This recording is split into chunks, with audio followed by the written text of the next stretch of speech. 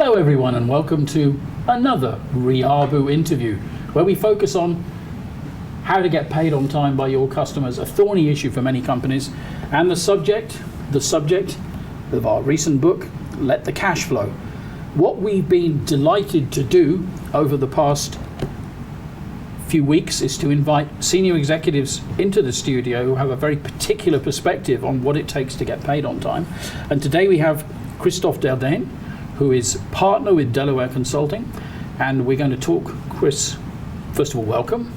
And we're going to talk a little bit about some of the challenges that you've seen growing a large consulting services business in Singapore, the challenges you've seen in getting paid on time. Perhaps you could first of all start by describing in a bit of detail for those who don't know what Delaware does, and then perhaps talk a little bit about some of the challenges that you've encountered. Of course. Well, it's good to be here, Simon. Thanks for the invite. So what is Delaware, or what do we do? Delaware is a Belgium systems integrator. So what we do in the broadest sense is back office automation. So we help companies with their finance automation. So we build ERPs, and then all the business processes around that, like warehousing, sales and distribution, or you name it, we try to integrate with the same platform. Mm-hmm. So the type of projects that we do, if you look at small extensions, you're talking about a few hundred days. If you talk about, let's say, a back office replacement or a full digitalization of an organization, then you're talking about 1,000 to 10,000 of man days. You and I belong to a business network, and we both know that digitalization is a huge issue at the moment as a result of what companies have learned during the COVID crisis and as a result of their need to reduce operating costs. Mm-hmm. Presumably you're in a period of growth.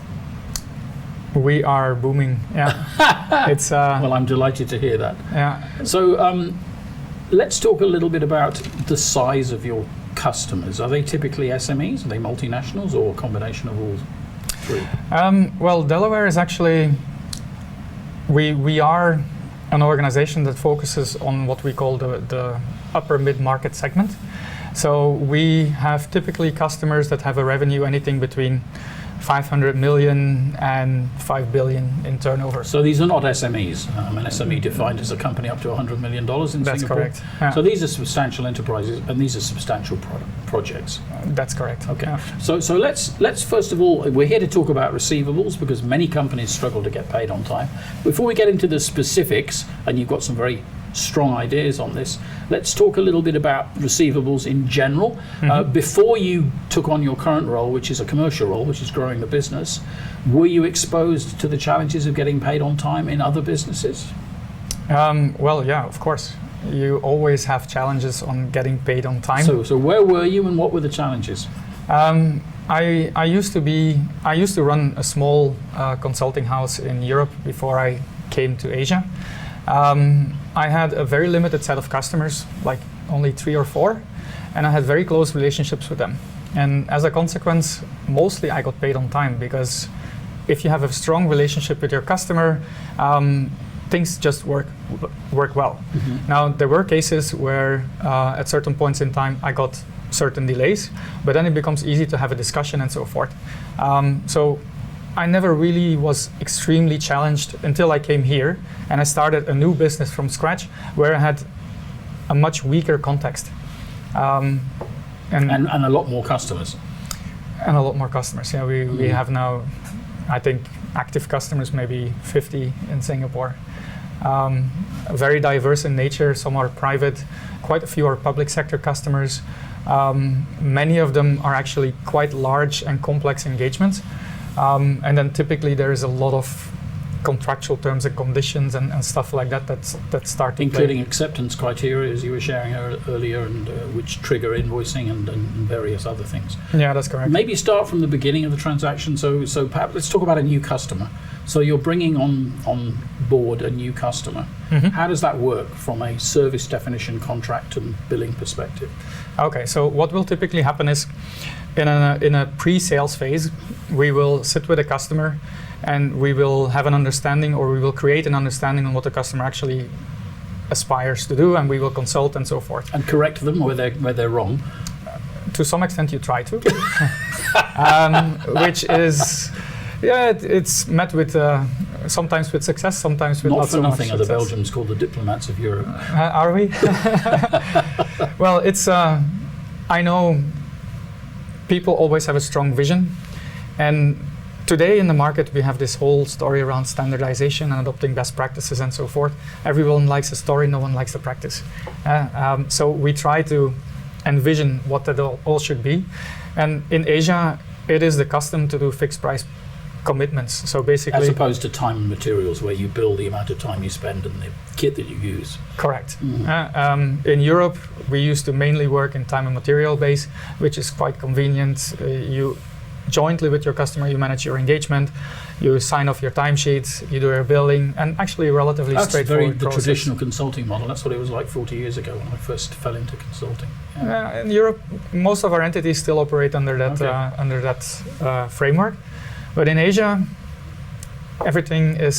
almost everything is fixed price, which with projects of this size actually is quite complex. So scope creep or slippage or whatever you call it is the last thing you want when you're working to a fixed price. So you have to control what you do and the money you spend and the time that you invest quite closely, I guess.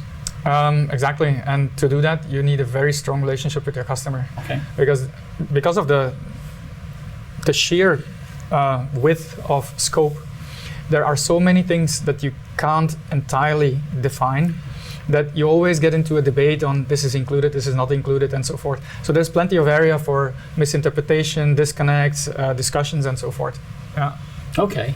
We can have an interesting conversation about contracts there, because that sounds to me as if it's a bit of a challenging recipe. So what you're saying is, if you can't identify necessarily everything that's going to come up or everything that's going to be needed, therefore you're at risk of significant margin dilution if you miss stuff, unless you have a good enough relationship with the customer for him to allow you to bill more than is in the proposal. Is that fair? Yeah, that's fair. And it also depends on how well we write out the specifications. And sure. I mean, over time you build some safeguards into your proposals. And I mean, I don't sell software or those kinds of capabilities, but I typically, in my consulting contracts, allow a limited amount of slippage without, based on goodwill, but then over a certain amount, I sort of stay, right, this needs to be dealt with in a formal way. So this is a challenge, first of all. So you're working with the customer to define the contract. Presumably you have a technical team that helps you put the contract together. That's correct. Tell me how that works. Is that a combination of individuals with different skills, or? Oh, typically in these large engagements, we have teams of people that actually perform the work. You have maybe 5 leads, and then linked to that, the team may grow to a size of 25. Are they the same people who write the proposal?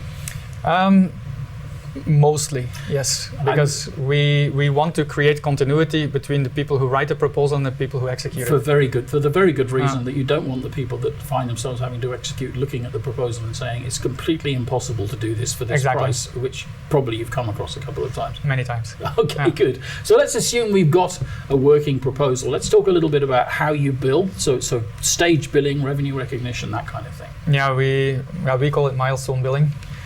So typically, larger engagements will be broken down in, 6 or 7 stages.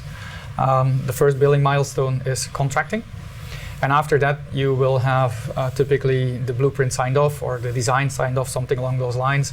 And then you have a further breakdown between build completion, test completion, initial go live, post go live support, and then end of warranty, something along those lines. So those are the big chunks. And because you're talking about big projects, you're talking about a lot of money for each of the milestones.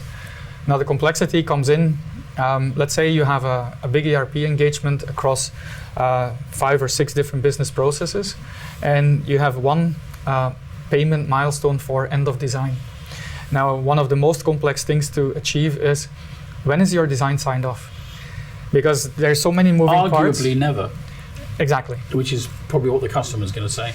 Well, they will often have a large number of things which they don't object to, and then they sign those off. But then there is like a few, can be a relatively short list, 5, 10 they're not items. Comfortable with, or they think it should have been done differently, or exactly, and those things drag on. Okay. Yeah.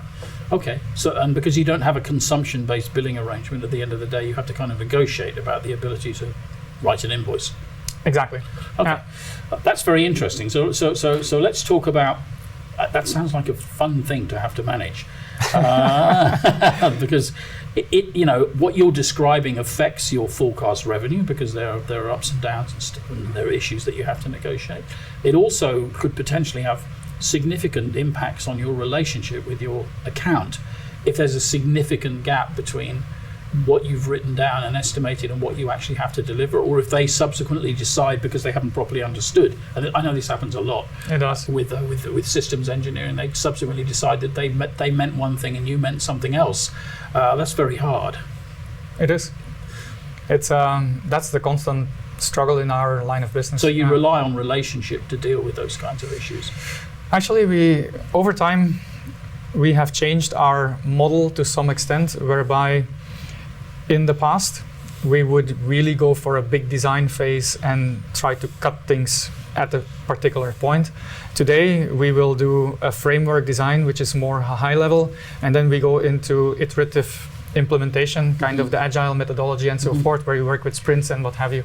So it makes it a bit easier to have, you sign off the high level, and then the details, you leave flexibility to amend things over time, but it is not linked to the billing anymore, because it becomes part of the implementation phase where people still have the ability to tweak things this way or that way. And for that, what you just mentioned earlier, where you have a certain amount of leeway that you allow where you don't want to have any additional billing, we allow this in the iterative Anyone implementation selling approach. services has to deal with that, because you have to decide whether you want to have a fight with a customer over whether the issue is a material issue. Yeah. And my experience is if you're running a small company, which has been my experience, you generally, the customer does well because you don't want to interrupt things. So here we are, we have this situation where you've got to manage it in an agile way.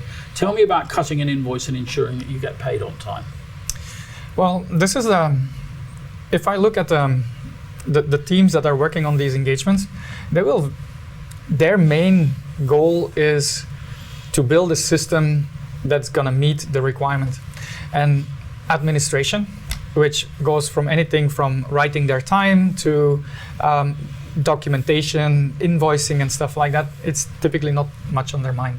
I mean, okay, it's an important project deliverable, but usually it's not on top of their mind. Even the project manager this is kind of the afterthought. So when we look at one of the things that we emphasize all the time in our project follow-up, it is how far are we along with this particular deliverable? Are we going towards a milestone? What are the requirements for the milestone to be built?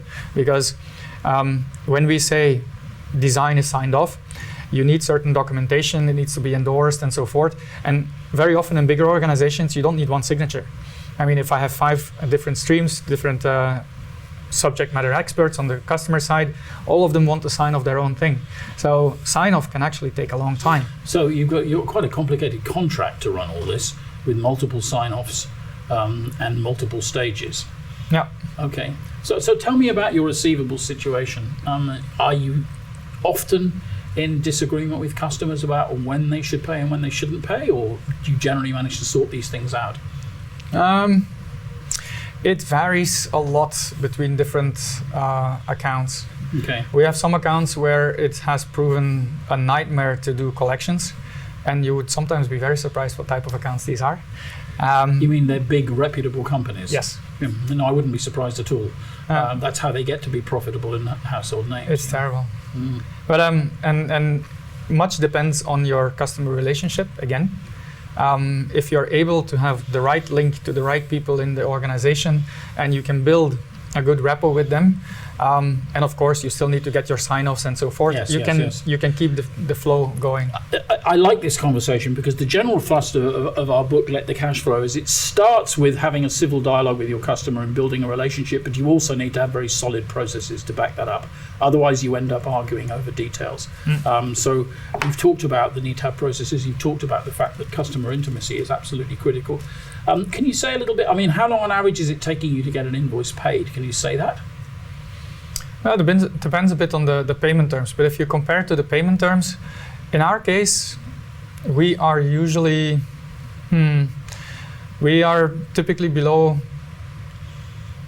for the majority of our invoices, below a month in delay, Wow. which Okay. is reasonable. Very good. So your Yeah. DSO is around 30. Yeah. That's astonishing. So I think you should call Chris if you're having having a challenge getting paid on time. Well, we did a lot of work on this one for many years. One of the things that RIABU does, and RIABU is our company that helps you get paid on time, is we have a database of all the companies who file accounts in Singapore, and we can tell you how long it's taking your competitors to get paid, and how long it's taking them to pay their suppliers. And the great benefit of this is sometimes we, particularly if we're in a big company, we operate in a bit of a silo. It's very interesting to find out what other people are doing. It sounds like you would be in the top quartile. 30, a DSO of 30 is remarkable in pretty well any sector in Singapore. So that's very interesting. I'll just make sure I interview you for the updated version of the book. Okay. But what you've described is quite a complex business environment. And one of the case studies in here for a company called Datacraft, it talks about similar things, really. A friend of mine, Bill, who took over a company, about a $400 million company that sold a combination of services and hardware. And he talks about how a lot of the deals on acceptance were kind of done on the golf course or done in an informal way. And they found that when it actually came to sending an invoice, when pressed, the salesman would say, well, I thought we'd agreed on, but, So there needs to be accuracy. It needs to be written down. It needs to be signed off. But I think what I've heard is, in a situation where you're developing solutions as you move on, there's bound to be some variation. There's bound to be some slippage, and you have to have the relationship that's strong enough to cope with that. I think the relationship is critical. Yeah. What else would you say, both from your own perspective of your own sector and also from a business in general perspective, what other advice would you give to business leaders like you who want to get paid on time?